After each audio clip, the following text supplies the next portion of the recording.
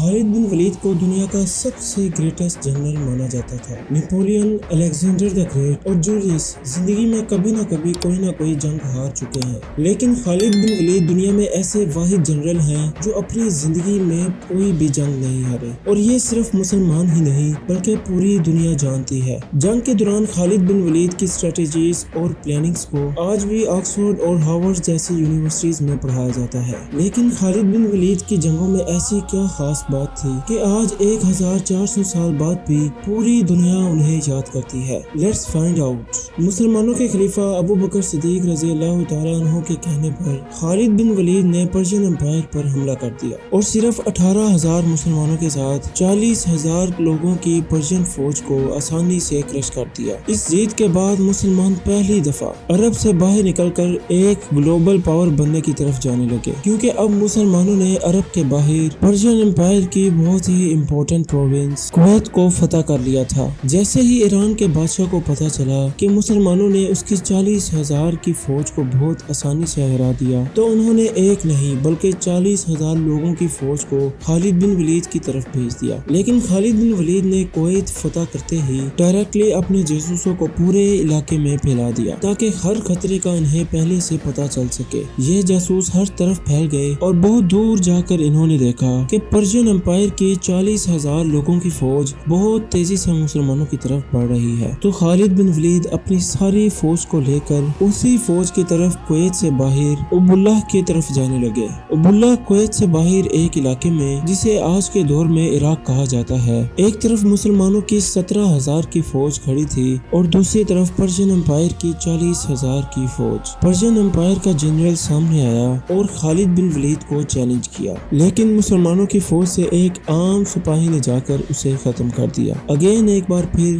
Persian की फौज का जनरल जंग शुरू होने से पहले ही मारा गया, जिसके बाद दोनों फौजों ने एक दूसरे पर फुल फ्लैज हमला कर दिया और बहुत ही सख्त जंग शुरू हुई। लेकिन पर्शियन फौज बहुत ज्यादा होने की वजह से आहिस्ता आहिस्ता बहुत सारे मुसलमान शहीद होने लगे और इसी वजह से पहली बार खालिद बिन वलीद ने मजबूरन मुसलमानों को जंग से पीछे हटने का हुक्म दिया और ऐसा लगने लगा कि फाइनली मुसलमान जंग छोड़कर भागने लगे हैं। ये देखकर पर्शियन फौज बहुत तेजी से मुसलमानों का पीछा करने लगी। पर्शियन फौज मुसलमानों की तरफ इतनी तेजी से आई कि पर्शियन फौज की दोनों लाइंस एक दूसरे से बहुत दूर हो गईं। And if you look close, मुसलमान बिल्कुल सीधी लाइन में पीछे नहीं आ रहे थे बल्कि एक दूसरे से दूर जा रहे थे। आखिर पर्शियन फौज मुसलमानों का पीछा करते करते इतने दूर हो गए कि उनकी आर्मी एक नहीं बल्कि कई छोटे छोटे ग्रुप्स में तकसीम हो गई और इनकी फौज के दरमियान दो बड़े गैप बन गए। और अचानक खालिद बिन वलीद अपने दो घुड़सवारों को लेकर इनके दो बड़े गैप्स में आ गए और पर्शियन फौज के सेंटर को घेर लिया और आहिस्ता आहिस्ता इन्हें क्रश करने लगे और फिर इसी तरह बाकी फौज को भी क्रश कर दिया। पर्शियन फौज की पिछली लाइन ने देखा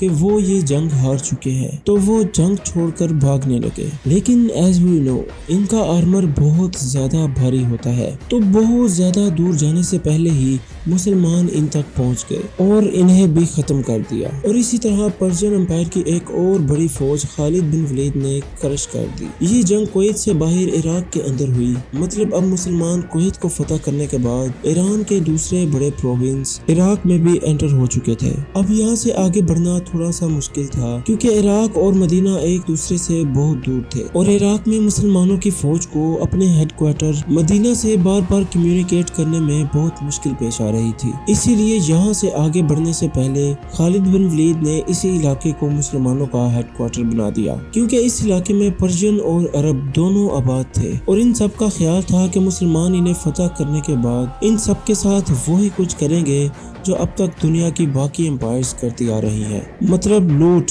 ब्लंडर, रेप। लेकिन खालिद बिन वलीद ने हजरत अबू बकर सिद्दीक रज़ी अल्लाह तआला अन्हु के हुक्म पर इस इलाके की सारी प्रॉपर्टीज उन्हीं लोगों को वापस कर दी और किसी से भी जबरदस्ती कोई चीज भी नहीं छीनी। और अब बहुत तेजी से इस इलाके में बहुत सारी अदालतें, कोर्ट्स बनाए गए और इन कोर्ट्स में जजेस बहुत बड़े बड़े सहाबा इकराम को बनाया, जिसकी वजह से बहुत तेजी से इस इलाके में जस्टिस, इंसाफ कायम होने लगा। इसके बाद खालिद बिन वलीद उनकी मार्केट्स, बिजनेस की तरफ आए और सबसे कहा कि बिजनेस उसी तरह जारी रखो जिस तरह के इससे पहले था, लेकिन आज के बाद यहाँ पर सूद कोई नहीं लेगा। जंग सिर्फ तलवारों से नहीं बल्कि इकोनॉमी से भी लड़ी जाती है। इसीलिए खालिद बिन वलीद ने दोबारा अपनी फौज की इकोनॉमी को मजबूत करने के लिए इस इलाके के नॉन मुस्लिम्स पर टैक्स लगा दिया। यह कोई नया टैक्स नहीं था, बल्कि इससे पहले भी इस इलाके में पर्शियन एम्पायर यहाँ पर मौजूद लोगों से टैक्स लिया करती थी। लेकिन खालिद बिन वलीद ने जो टैक्स लगाया था वो इस टैक्स से बहुत ज्यादा कम था जो इससे पहले ईरान लिया करता था। ये सब देखकर वहाँ की लोकल आबादी ने सोचा कि मुसलमान तो पर्शियन एम्पायर से बहुत ज्यादा अच्छे हैं, इसलिए बहुत तेजी से इस इलाके के बहुत सारे लोग इस्लाम की तरफ आने लगे और खालिद बिन वलीद की फौज में शामिल होने लगे, जिससे मुसलमानों की फौज बहुत तेजी से बढ़ने लगी। जजिया और ज़कात टैक्स की वजह से मुसलमानों के पास पैसा भी बहुत ज्यादा मिकदार में आने लगा। बहुत सारे लोगों का ख्याल ये है कि खालिद बिन वलीद सिर्फ जंगें ही लड़ सकते थे, बल्कि खालिद बिन वलीद हमेशा इन इलाकों में जंग के साथ साथ जस्टिस और इकोनॉमी को भी इम्प्रूव करते जाते थे। नाउ मुसलमानों ने कुवैत के साथ साथ इराक को भी फतह कर लिया था, जो पर्शियन एम्पायर के लिए दूसरा बड़ा झटका था। जब पर्शियन बादशाह को एक बार खबर मिली कि मुसलमानों ने इसकी दूसरी फौज 40,000 लोगों की फौज को भी क्रश कर दिया, तो इन्होंने दोबारा अपनी एम्पायर से नॉर्थ और ईस्ट से दो बड़ी फौजें जमा करनी शुरू कर दी और ये दो फौजें मुसलमानों की तरफ भेजी और इन्हें इस जगह विलाजा में एक साथ मिलकर मुसलमानों को खत्म करने का हुक्म दिया। बट पर्शियन बादशाह हर तरफ से फौज जमा कर रहा था सिवाय अपने वेस्टर्न बॉर्डर से, क्योंकि ये बॉर्डर रोमन एम्पायर से टकराता है और ईरान के बादशाह को ये टेंशन भी थी कि कहीं रोमन एम्पायर इस सब का फायदा उठाकर पर्शियन एम्पायर पर हमला न कर दे। लेकिन रोमन एम्पायर ने कभी भी हमला नहीं किया, क्योंकि कुछ ही अरसे बाद रोमन एम्पायर पर मुसलमानों ने ही हमला कर दिया, जिसे हम नेक्स्ट स्टोरी में एक्सप्लेन करेंगे। सब्सक्राइब।